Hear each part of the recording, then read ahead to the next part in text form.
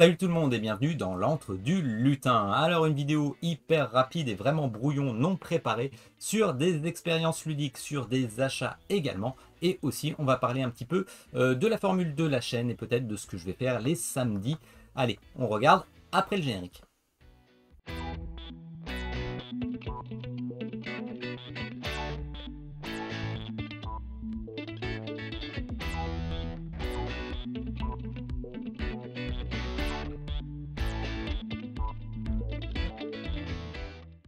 Alors oui, on va commencer à parler de la chaîne. Alors, c'est bientôt la fin de l'été, ou plutôt des vacances scolaires. Donc on va dire que c'est une nouvelle saison en reprenant avec l'école. Ce que j'ai envie de continuer de faire, c'est les vidéos du samedi pour discuter avec vous.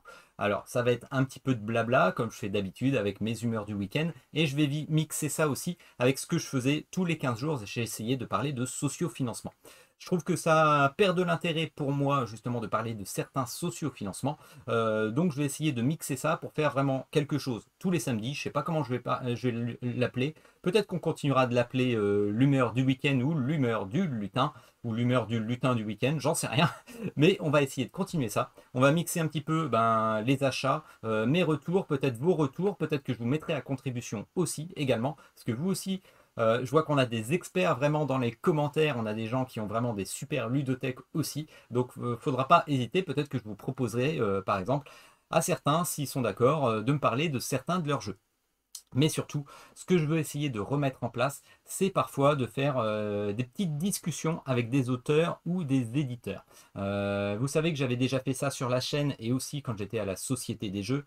C'est toujours intéressant d'entendre un auteur qui nous parle de son jeu, de la réalisation, de la création, des problèmes, des emmerdes parfois qu'il a eu, de ses souhaits. Voilà, ici, c'est vrai que par exemple, je vous mets Totemix. Totemix, pourquoi j'y ai rejoué cette semaine? Parce que, petite pensée pour François, je te fais un coucou.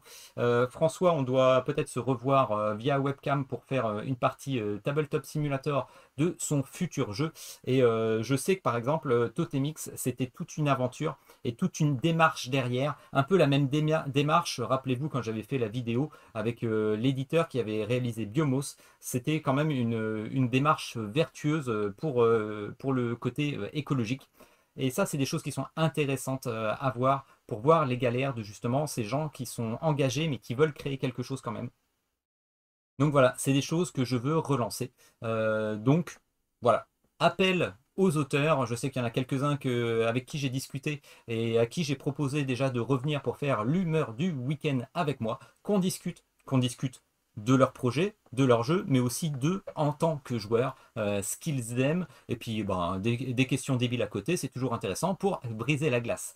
Voilà, donc on reparlera de ça, de l'évolution de la chaîne. Voilà, moi j'ai pas de grandes prétentions, c'est justement c'est le partage et la découverte. Et moi, il y a plein de choses que je veux découvrir encore de certains auteurs du côté de la création. Pendant un moment, je vous avais parlé que je voulais me lancer justement sur un espèce de petit jeu. J'ai des idées, j'ai plein de brouillons, mais j'ai pas pu vous le présenter parce que j'ai pas le temps, tout simplement. Entre la création des vidéos, entre mon boulot, entre les travaux, entre la famille, et peut-être que je vais reprendre des cours aussi, peut-être que je vais reprendre un petit peu d'études. Je ne pense pas avoir forcément le temps de vous faire ça, alors qu'on a des spécialistes justement qui sont partis à l'aventure pour créer des jeux. Donc je les invite à venir sur la chaîne. Voilà. Donc sinon, à part ça, trêve de blabla, de quoi on va parler? Alors on va parler déjà de mes expériences ludiques cette semaine. Déjà, je vais vous parler d'Arkeis. Alors Arkeis, voilà, je suis reparti dans une campagne. Oui, c'est pas la première fois que je vous dis ça, mais j'attendais justement les extensions. Alors hop, j'en ai une qui traîne par ici. Les extensions que j'attendais pour les intercaler dans le mode aventure narratif, le mode normal en fait d'Arkeis. Ces extensions, je me suis bien amusé avec les extensions et le côté narratif vraiment et la campagne du jeu. Maintenant, je me suis parti justement dans les versions one-shot. Et ce jeu, il m'énerve comme je vous l'avais dit, parce qu'il y a des points que je n'aime pas dedans, et pourtant j'y reviens tout le temps parce que je prends un plaisir général. Voilà, tout simplement. Alors, c'est pour ça que parfois on peut avoir un as d'or avec un jeu qui est le meilleur ceci, le meilleur cela. Parfois, on ne le comprend pas. Moi, je vous parle souvent, par exemple, l'As d'or Challenger, je ne comprends pas. Voilà, je comprends pas, pourtant j'y ai joué. Mais je comprends que parfois, malgré un jeu qui a des mécaniques qui ne plaisent pas ou autre, je comprends qu'on puisse avoir un énorme plaisir. Et c'est ce que j'ai avec Arceus. Voilà. Donc, j'essaie de vous faire une vidéo pour demain. Je suis un fou. Là, à l'heure actuelle où je filme ma vidéo, on est jeudi soir. J'essaye de vous faire une vidéo pour Arceus demain, dimanche. Ça va être difficile, mais je vais essayer de présenter ça justement sans spoiler le contenu, parce que le but quand même du jeu est la campagne, et je voudrais pas la spoiler du tout, parce que je la trouve pas rejouable. Voilà, elle a très peu d'intérêt à être rejouée. Donc même le tutoriel, je vais essayer de pas vous le montrer. Voilà. Donc je vais broder, je vous propose quelque chose, mais sinon, gros coup de cœur Arceus, j'aurais pas cru. J'avais d'énormes doutes en voyant le jeu, en voyant le livret de règles, et puis sceptique sur certaines choses, et finalement j'adore. Et le côté one-shot, je l'adore, je sais que Patrick m'en avait parlé, il a adoré. Moi aussi. Alors j'ai eu un doute sur une partie des règles, c'est pour ça aussi que j'ai reculé un petit peu pour vous faire la vidéo. J'en reparlerai pendant la vidéo, mais il y a quelqu'un qui travaillait en Kama, justement, pendant le Kickstarter du jeu, il m'a conforté quelque chose sur un point que je pensais dans la règle de jeu. Donc, je vais pouvoir partir à vous faire ça. Arceus pour bientôt, enfin. Totemix du crapaud céleste. Alors, François, à qui je fais un grand coucou. Totemix, j'avais pledgé le projet parce que j'y croyais. Un jeu sur la biodiversité. Oui, il faut la sauver, la biodiversité. Un jeu qui est vraiment du puzzle coopératif. On peut jouer de 1 à 6 joueurs. Et jusqu'à 6 joueurs, on peut jouer tous en même temps. Voilà, c'est du collaboratif simultané. On parle des tactiques. Il y a la biodiversité, ce sont des tuiles. Il faut sauver la biodiversité qui est mal au point. Et justement, il y a des animaux totems que l'on va essayer, on va essayer d'utiliser leur pouvoir. Et justement, c'est intéressant autour de la table à plusieurs. J'ai jamais joué jusqu'à 6, j'ai pas eu l'occasion. Je me suis cantonné à 3 déjà, c'est pas mal. Un jeu qui est intéressant parce que justement il y a une interaction totale entre les joueurs. On essaye de se mettre d'accord. Bah attends, moi je fais cette action parce que regarde, j'ai ce totem là, j'ai cet animal qui va me permettre de faire ceci avec la tuile. Je peux la remonter. Ah bah moi je peux la glisser. C'est hyper intéressant à plusieurs. Solo, j'aime bien aussi. Par contre, gros problème, non pas du jeu, mais des joueurs. Voilà, c'est toujours ça. Quand on a un jeu qui est hyper collaboratif comme ça, et où en plus on peut jouer en simultané, forcément, quand vous avez un joueur alpha, évitez Totemix ou alors il faut le calmer direct. Voilà, tout simplement. Un excellent jeu. Et comme je disais, François, d'ici la fin de l'année, un nouveau projet. J'ai eu la chance avec lui. Il m'a fait découvrir sur Tabletop Simulator un jeu qui s'appelle Ethereum, qui pour moi est un 3X. Voilà, j'ai pris du plaisir. On n'a pas eu le temps vraiment de pousser la chose, on n'avait pas forcément le temps. François, dès qu'on peut, il faut se remettre là-dessus pour faire une partie complète. Voilà, tout simplement. Allez, l'invitation est lancée. Je vais revenir sur mes achats. Alors, avant de vous parler de l'Orcana, hop, on va parler sur un jeu que vous ne découvrez pas parce que vous en avez forcément entendu parler vu que c'était l'As d'or. Acropolis. Acropolis, il me restait des sous dans une boutique. Donc ce jeu, au début, je voulais pas forcément le prendre parce que c'est peut-être mon esprit gaulois, mon esprit français où je suis pas content. Mais As d'or, maintenant, ça veut plus rien dire pour moi. Donc j'avais un peu un a priori. J'ai regardé et effectivement, très bon jeu. Asdor, je ne sais pas s'il le mérite, mais franchement, un excellent jeu. Asdor, c'est peut-être un peu trop poussé, j'ai vu d'autres jeux, mais bon, c'est histoire de goût. J'ai pas encore fait assez de parties pour vraiment avoir une opinion complète, mais pour l'instant, je le mets quand même dans une très très bonne expérience ludique. Un jeu qui se joue rapidement. Alors, c'est écrit 25 minutes, c'est un petit peu plus hein, pour moi. Voilà. On peut jouer jusqu'à, je crois que c'est 4, hein, c'est ça? Voilà, ouais, jusqu'à 4. J'ai joué en solo, j'ai apprécié aussi le mode solo, c'est vraiment pas mal. Un jeu où c'est juste de la pose de tuiles tactiques pour construire une ville. Donc il va y avoir un système de draft avec des tuiles qui vont être sur la table. On va acheter, suivant la position dans le draft, on va acheter une tuile avec des petites cubes de ressources, des pierres. Pour récupérer ces cubes de ressources, eh bien en fait, c'est quand on va recouvrir les tuiles avec d'autres tuiles et qu'il y a un quartier carrière qui est recouvert, eh bien, on récupère de nouveaux cubes qui vont nous permettre justement de racheter d'autres tuiles dans le système de draft.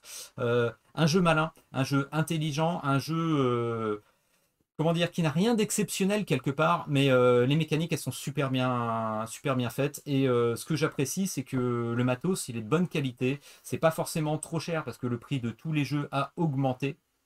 Là, je trouve que franchement, pour la qualité des tuiles, je vais vous ouvrir ça rapidement. Voilà. Alors, le livret de règles, hop. Les tuiles, on en a pas mal. Un petit insert, c'est sympa. Même si vous faites comme moi, que vous mettez à la verticale, bon, bah, c'est toujours un petit peu limité. Il faudra que je rajoute quelque chose par-dessus. Mais des tuiles qui sont sympathiques parce que c'est du bon matos. Je ne sais pas si vous voyez l'épaisseur là. Voilà, à la caméra, je ne sais pas si vous voyez. Mais c'est bien utile. Voilà, c'est bien épais. Là, j'en ai 4. Franchement, c'est du beau matos. C'est un jeu qui est facile à expliquer. Vraiment. Je suis vraiment agréablement surpris. Alors, je disais tout à l'heure, est-ce qu'il ne mérite pas justement l'As d'or? Il y a tellement de jeux qui sortent que maintenant donner un prix à un jeu, c'est difficile. Surtout que moi, je suis un petit peu plus initié, plus, voilà, enfin, presque plus expert. Donc, c'est toujours dur. Moi, je suis agréablement surpris en tout cas du jeu. Vraiment, moi, bonne pioche. Je suis content de l'avoir acheté. Je vous ferai une vidéo là-dessus ou peut-être que j'intercalerai une explication de règles justement dans une des vidéos du samedi. Peut-être que je ferai ça parfois pour combler, parfois quand on n'a pas grand-chose à dire dans la semaine. Une explication d'un jeu qui est déjà sorti, ça peut être intéressant. Bon, attention. Alors, la semaine dernière, je vous ai fait une vidéo en vous parlant qu'il y avait la sortie de l'Orcana. Évidemment, on ne pouvait pas passer à côté. Je ne pensais pas que ce serait la folie à ce point. La folie à ce point du côté du fric. Ah oui, alors je vous ai parlé qu'on est des vaches à lait, que franchement il y a de la spéculation. Ne plongez pas n'importe comment, ne vous laissez pas avoir par la hype en vous disant que oh, je ne l'ai pas trouvé dans tel magasin, il m'en faut un, il m'en faut un. Vous trouverez des copies, vous inquiétez pas. La sortie officielle, ça avait beau être vendredi la semaine dernière, j'aurais jamais cru ça, tellement c'était n'importe quoi. Parce qu'on avait entendu parler qu'au Gen Con, ça avait été un peu n'importe quoi, mais je pensais que c'était un petit peu la pub aussi qui avait été lancée, puis que ça avait été le principe un petit peu, qu'ils avaient essayé de faire un petit peu de bazar ou autre là-dessus. Je pensais pas que c'était possible, et c'était vraiment le bordel. Voilà, tout simplement. Moi, notamment pour ma boutique, moi j'avais réservé. Je suis pas allé le vendredi. Quand je suis allé le samedi, que je m'étais reçu un SMS parce qu'il fallait venir le chercher tout de suite maintenant parce que c'était les dernières copies, c'était les derniers starters qu'il avait. Déjà, j'ai trouvé ça plutôt moyen. C'était un petit peu, viens les chercher maintenant, sinon t'es pas sûr de les avoir. Excuse-moi, je les ai précommandés. En plus, tu me dois des sous, hein, la boutique. Donc voilà. Et finalement, je les ai eus. Je suis sorti de la boutique. Il y a un mec qui m'a suivi parce qu'il voulait me les acheter. Donc n'importe quoi, mais n'importe quoi. Alors qu'on peut les trouver, et je vous rappelle qu'à partir du 1er septembre, donc c'est vendredi de la semaine prochaine si je ne me trompe pas, vous allez les trouver dans les boutiques en ligne, à la Fnac, à Cultura et partout. Donc ça sert à rien de se rendre malade là-dessus. Il y a déjà une spéculation de folie. Franchement, c'est du grand n'importe quoi. Donc moi, je suis très content d'avoir des starters parce que les starter kits, comme je vous disais, moi, dans chaque starter, on a un deck qui est jouable. Donc je peux le jouer en mode jeu de société et non pas trading card. Voilà, c'est pas du jeu de collection pour moi. Tout comme je fais maintenant pour Magic the Gathering. J'achète des starters, ça me suffit largement pour une soirée entre amis, une soirée en famille. Ça n'empêche pas qu'à côté, on peut acheter des boosters si on aime ça. Je ne juge pas du tout. D'ailleurs, Magic, j'ai acheté des boosters aussi à côté. Voilà, mais je me suis restreint parce qu'il y a énormément de spéculation dessus. Si vous êtes comme moi, que vous voulez apprendre le jeu, vous pouvez attendre. Voilà, vous pouvez attendre et vous achetez un ou deux, enfin deux starters parce que un vous ferez rien avec. Deux starters, comme ça vous avez deux decks préconstruits. Ça suffit largement pour s'amuser. Alors les miens ils sont pas encore ouverts. J'ai déjà eu l'occasion de jouer avec un ami. Franchement, hyper intéressant. Mon retour pour l'instant, le premier retour que j'ai, c'est que c'est pas aussi évolué que Magic. Pourquoi? Parce qu'il n'y a pas encore toutes les synergies en place. C'est normal, c'est un jeu qui est naissant. C'est un jeu dans lequel il va y avoir des saisons, il va y avoir des mots-clés supplémentaires, il va y avoir plein de mécaniques possibles supplémentaires. On va avoir des synergies plus tard. Mais pour l'instant, c'est vraiment... là, je reviens du côté jeu, hein, pas du côté fric qui m'a dégoûté. Mais vraiment, côté jeu, c'est intéressant. C'est un jeu à découvrir. Voilà. Vous emballez pas. C'est un jeu qui est vraiment intéressant dans le concept. Je trouve qu'il y a des petites choses justement par rapport à Magic. Le fait de pouvoir détruire une créature ennemie, donc un personnage ennemi, uniquement s'il est engagé, c'est intéressant.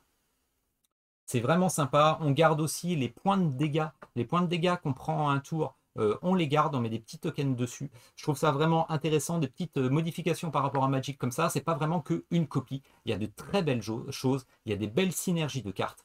Par contre, je vois tout de suite que il y a certaines cartes, j'ai peur qu'elles disparaissent déjà à l'usage dès 1 ou 2 saisons. Vraiment, ça se voit, on dirait qu'il y a des cartes qui sont en synergie directement dans cette saison. Je ne suis pas sûr qu'elles soient réutilisées pour être mélangées avec les autres saisons plus tard. Vraiment, c'est là mon petit doute, notamment avec le Capitaine Crochet et un objet. Mais franchement, un jeu qui est sympa à prendre en jeu de société pour l'instant.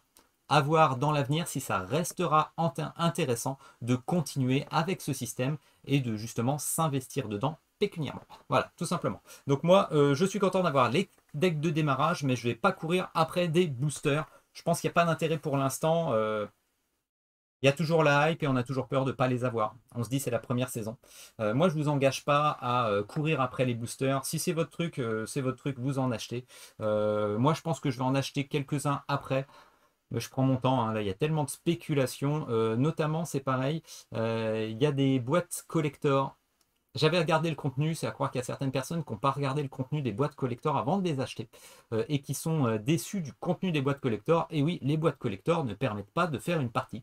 Ben non, non, non. À l'intérieur, il y a des boosters, il y a des cartes, mais il n'y a pas vraiment de deck.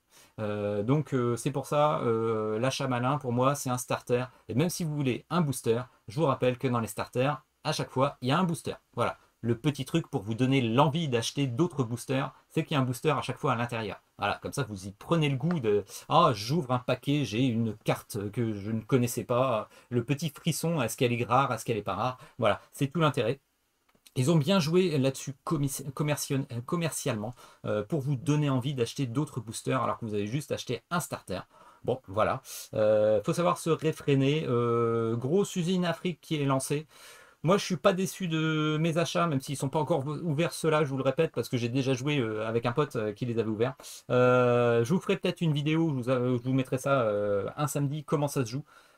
Je suis heureux du côté jeu de société, franchement, c'est un bon petit jeu de société, c'est sympa. Qui est plus léger que Magic et j'apprécie fortement à voir ce qui sera dans l'avenir. Voilà. Donc c'était une vidéo qui était un petit peu brouillon, un petit peu rapide pour vous faire une vidéo ce samedi pour garder le principe d'une vidéo les samedis. Je vous promets rien, mais j'essaie pour demain de vous faire une vidéo sur Arceus pour vous en parler et décortiquer ça sans vous spoiler. Voilà, je ne veux pas montrer même le scénario tutoriel parce qu'il n'y a pas beaucoup de scénarios quand même dans la campagne. Donc même le scénario tutoriel, j'ai pas envie de vous gâcher le plaisir. Donc on va essayer de survoler ça. Mais un jeu super intéressant. On voit ça en vidéo probablement demain. La semaine prochaine également, je sortirai, je vous annonce, on va parler rapidement de Kickstarter, une vidéo de Feud, The Seers Prophecy. J'avais eu le prototype et j'ai carrément accroché au jeu. J'en ai parlé très rapidement la semaine dernière. Et bien, la campagne Kickstarter sortira cette semaine et donc la vidéo sortira en même temps que le lancement du Kickstarter. C'est une demande de l'auteur, donc j'ai respecté cela. Ça sortira exactement au lancement de la campagne. Voilà, tout simplement. N'hésitez pas à mettre un petit like à la vidéo. N'hésitez pas non plus à vous abonner à la chaîne. Je vous dis, le principe un petit peu de la chaîne va peut-être légèrement changer. Peut-être que je vais tout mixer pour les samedis. On verra comment ça se passe. Et oui, j'ai une vie à côté et je ne suis pas rémunéré pour mes vidéos. Et de toute façon, je ne le veux pas. Donc, voilà, j'ai d'autres engagements à côté. Donc forcément, les vidéos, c'est pas forcément ma priorité. C'est juste du partage entre vous et moi. Voilà. Allez, sur ce, trêve de blabla, jouez bien, je vous dis à la prochaine sur la chaîne. Allez, ciao tout le monde!